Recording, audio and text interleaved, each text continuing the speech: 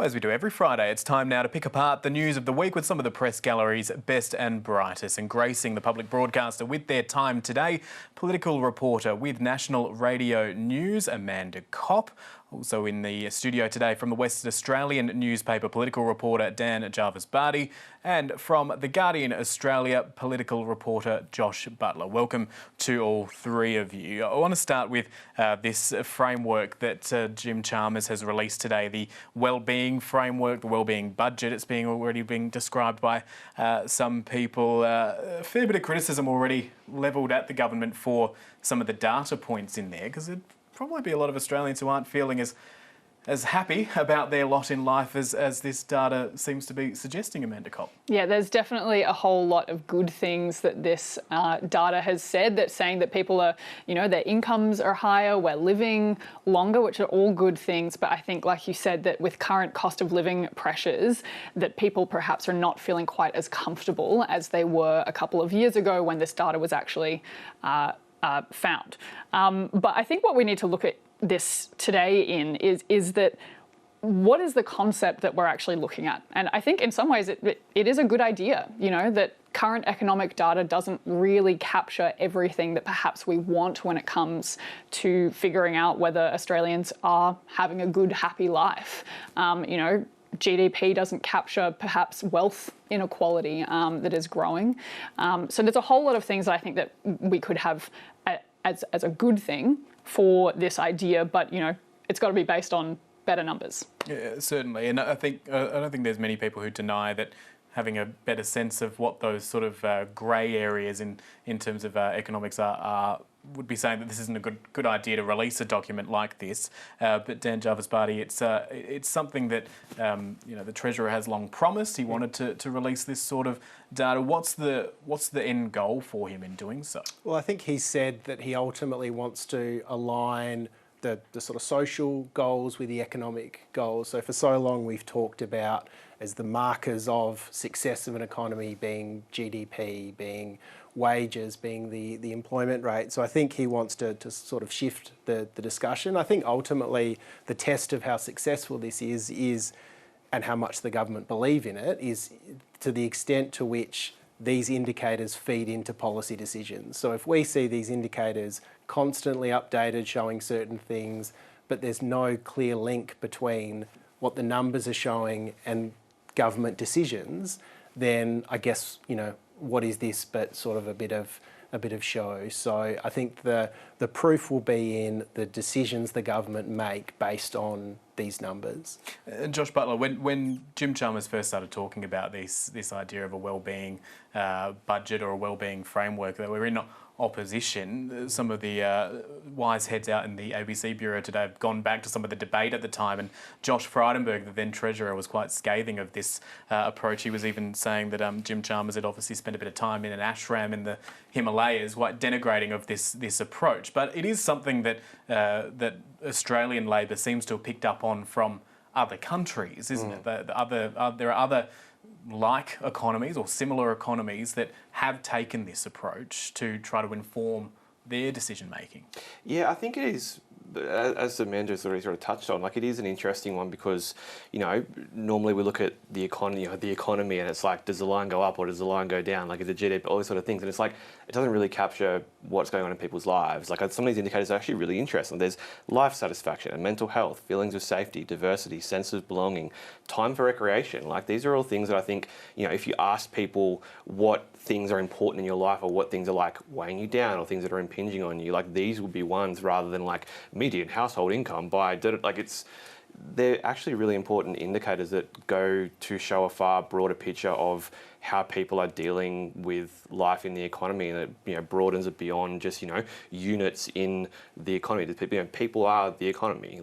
The economy, lines go up, lines go down, money goes in, money goes out, but it's all about people. And I think it's, maybe this is a bit airy-fairy and touchy-feely sort of stuff, but it's why is this a bad thing to start measuring this sort of stuff? And obviously some of these data points are out of date. And I hope that the next time they release this one, they'll be more in date and take into account things like the pandemic and interest rate rises and all this sort of stuff that's made some of these numbers a bit not really that helpful. But it's a good start. It's a good premise, I think. Well, this is an interesting one, actually, just in terms of data points in general, is that, we keep on having this conversation this week about the jobless figures and the people from the RBA saying that, that the jobless rate is going to have to go up for the economy to be more sustainable. And, exactly what Josh was saying is that we're not just talking about, a percentage point on a piece of paper, we're talking about people losing jobs.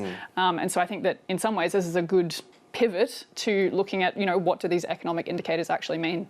Yeah, there are real consequences, obviously, from those other economic indicators, not necessarily just airy-fairy, as Josh pointed out there, but here on Afternoon Briefing, we always like to make a room for the airy-fairy in Australian politics. Let's move on to one of the other big stories of the week, which was the publication of the Voice pamphlets, the yes and no cases. Josh Butler, you're very much tapped into this debate at the moment. Did we actually learn much from these pamphlets that we didn't already know from those campaigns? No, I don't think so. I think what we learned was sort of exactly where the referendum debate is going to go. Like they the yes side and the no side, the politicians who voted that way in the parliament got to write 2,000 words each of basically it's their best arguments. So I think this is basically like the longest, most sustained, consistent, elevator pitch that we'll see from the campaigns. And this is going to show where they're going to take the debate and all these sort of things. I mean, you look at the no pamphlet, and I think there were no real surprises in there. Like if you've been sort of following the speeches or press conferences or Facebook ads from the no campaign, this was 2,000 words of their Facebook ads, basically. The yes campaign, very similar as well. It was, 1,800 words of their Facebook ads. But, I did think it was quite interesting that they chose to centre people like Jonathan Thurston, people like Yvonne Goolagong-Cawley, Eddie Betts, like all these, prominent Indigenous, identities in Australia who aren't necessarily part of the campaign, but, trying to give more voice to, the voice would do this and it would do that and it'd be practical change through XYZ means. So I don't think we learned a lot from the pamphlets. I'm not sure how many people actually changed their vote based on what they actually read in these essays, but I think it's fascinating to see. This is where the debate will go, and it'll be guided, I think, by these essays. Yeah, it's an interesting point, isn't it, Dan Jarvis-Buddy? Because a lot of discussion this week is to a pamphlet. Is that really the best way to get this message across? It's certainly the people who are going to read this are probably the ones who would have sought out this sort of information, regardless of which way it was transmitted. But it's probably not going to reach the eyeballs of most Australians. Well, I mean, the idea of having a pamphlet in the letterbox does seem quite antiquated, but the reality is it's gone to 12.5 million households. This is the sort of distribution that political parties would love to be able to do, and the AEC is doing it on their behalf. But I mean, I tend to think that people will engage with it, and that's why I think it's really telling the arguments that the yes and the no camp led off with. So if we assume most people are time poor, they're not going to read the full 2,000 words, it's important what's right at the top. And I think the arguments from the yes people, this idea of unity, hope and a positive difference, I think we can expect that to be a consistent message. And then from the no camp, if you don't know, vote no. And that was at the start and also at the end. So people mightn't engage with the entire pamphlet, with the entire debate, but those headline arguments I think are really critical. And they are headline arguments that we have heard quite a bit, but as you rightly point out, they're sort of solidified or cemented in these documents. Before I ask you about this one, Amanda Copp, clearly the Prime Minister, he was always going to be asked about this during the week, and he sort of reiterated much of his stance on the Voice to Parliament, saying that he hoped when Australians do read these pamphlets, particularly the yes side, and no questions as to where his allegiances lie in this debate, that they will be inspired to vote for change. I think the words that are in the pamphlet that will go out from people such as Yvonne Goolagong-Cawley, from Jonathan Thurston, from Eddie Betts, from Arnie Pat Anderson, from these Indigenous Australians, just asking to be recognised and asking to be listened to, not as the end in itself, but as the means to an end. If you listen to people about something that directly affects them, you'll get better outcomes. The Prime Minister speaking on Tuesday, just a short moment after those pamphlets were published. Amanda Copp, he makes the point here that there is there are a number of high-profile Indigenous Australians throwing their support behind this. But at the same time, they're probably not the people that need to be convinced of this proposal. Not that all Indigenous people are in favour of that. We know that many aren't in favour of the voice, but it still has a long way to go to bridging that gap to the undecided, or the people who aren't even tapped into it, they haven't made a decision because they don't even know what's happening. Yeah, well, I mean, I think this week, we saw the polling drop below 50% for support for the Yes campaign. And that was particularly coming from women, from people in the regions and older people. So a lot of those voters who previously were undecided are sort of drawing the lines, drawing those battle lines as more information comes out. But particularly on the pamphlets, I mean, I don't know about you, but I don't check my mailbox for probably a good month, I'd say. So I don't even know how many people are going to be reading this. And, you know, we had the PM just then saying that, you know, hopefully people are going to be inspired to vote yes. And I think that the idea that he has in his head, you know, it would be an inspiring moment. It would be a unifying moment for the country. But I don't know if that is really a strong argument. And I think that what we're seeing here from the No campaign is they're basing their campaign on fear, saying that, you know, something could go wrong, there's too much risk, we don't know what's going to happen. And we know from, you know, how Facebook advertisements work, how social media works, how the news works, that people respond to fear far more strongly than they do to ideas of perhaps inspiration. And it's interesting how that has also played out this week with the discussion around some of the comments that the No pamphlet included in its essay there, including from Greg Craven, this constitutional lawyer who is a supporter of The Voice, but had questioned the phrasing of the question and the proposed constitutional amendment. He was very angry that his comments were included in the No campaign's pamphlet, and his position was put to the acting opposition leader Susan Lee as to whether or not the No campaign was misleading the public by putting the comments of a Yes supporter in their paraphernalia. Lots of different experts have made lots of different remarks about The Voice over periods of time. And rather than go into the detail of just one person and what they may or may not have said, I want Australians to consider our argument that The Voice is risky, uncertain, divisive and, most importantly, permanent. A permanent change to our constitution that the Albanese government cannot explain. But ordinary Australians will look at this and they will decide. Susan Lee with what I think is an example of the political sidestep on that question. Josh Butler, this is the Greg Craven situation. He had raised some concerns about how he wanted or how he thought the question should be phrased, how he thought the amendment to the Constitution should be phrased, but he is a staunch supporter of the Yes campaign. It was even on this program earlier in the week expressing that. What does this say about how the No campaign is wanting to run its affairs and try to use that or weaponise that sort of language? That's a really good question. Obviously, Greg Craven had concerns about the initial drafting, and he had his idea about how it could be improved and that sort of thing. It didn't go the way Greg Craven hoped that it would.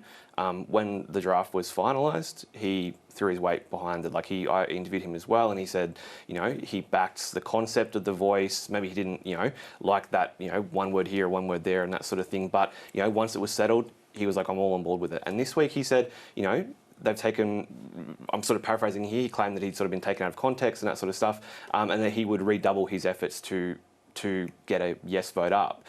Something that he said was essentially expects that similar things like this might happen through the campaign, that people's quotes were taken out of context or, you know, that sort of thing, and basically warn people to check their sources and to do a bit more reading. I think it is sort of tricky, and even Susan Lee touched on some of those arguments there about, you know, we don't know what the model looks like, we don't know that it's going to, you know, it's going to be permanent and that sort of thing. Like, that sort of stuff is missing context, and it's very, I think, sort of tricky for a lot of journalists sort of trying to fact check some of this stuff. Like we tried to add, I guess, sort of annotations was the word we used, to both the Yes and the No pamphlets on The Guardian this week, and the Sydney Morning Herald and the Age did the same thing.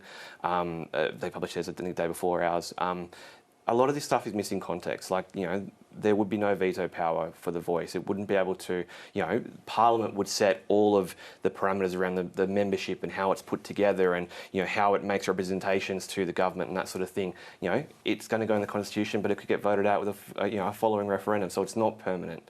It doesn't have to be permanent. Like the Parliament of the day will set all these rules. So a lot of these things, I think, you know, and I would say this to people watching the show as well, like if you get a chance, read the pamphlet. Like take the time and have a look at it. You don't need to read all 2,000 words maybe, but like have a look at it and check it out and sort of make up your own mind based on the you know, your own sort of investigation into this. Don't just listen to the ads and that sort of thing. Read what it's all about, read what the changes are, read what the experts are saying, because, you know, some of the biggest constitutional experts in the whole country are saying that some of the arguments in the No campaign are not correct. Yeah, it's an interesting point. It probably also goes to the fact that not many people have read the Constitution either, unless you're something of a legal or political nerd. I do have a small pocket guide on my desk. I don't know what that says about me. Let's move on to one last topic before we wrap up today's discussion, and that is this issue around the Commonwealth Games. Daniel Andrews, a Victorian Premier, ripping up that contract, and now the Commonwealth Games are trying to find a location for 2026. At a federal level, a lot of the discussion is building around whether or not the Commonwealth should have stumped up and helped to fund those Commonwealth Games. The position was put to the Prime Minister when he spoke on ABC Radio Melbourne yesterday as to whether or not there had ever been any offer from the Commonwealth to open the Commonwealth's chequebook.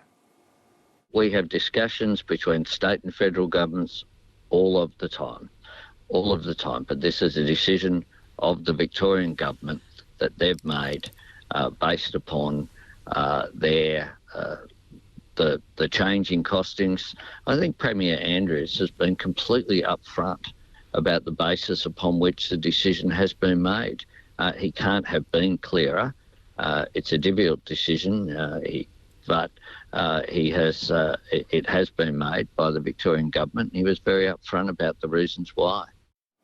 Prime Minister speaking yesterday, Dan Jovasparty, this is something that people are drawing parallels between the Commonwealth Games in Victoria and the Olympic Games in Brisbane. They are like comparing apples and oranges, aren't they? Yeah, slightly different events in terms of scale, and obviously from the federal government's perspective, an Olympic Games is Australia's Games, so clearly they would have a bigger stake and a bigger level of interest. But I think this is, I mean, it's just been a bizarre story, to be honest. I think that, you know, the way that the Victorian government have handled it, even if it was the correct decision, if it's true that the cost was to blow out to $7 billion for a 12-day event, that's probably justified. But I think what I found striking was just that it didn't appear as though they looked at any other options, whether it was possible to potentially share events with other states or to potentially do things a little bit differently. So it was a very blunt, clearly very abrupt decision and absolutely devastating for the athletes and the sports. I mean, these are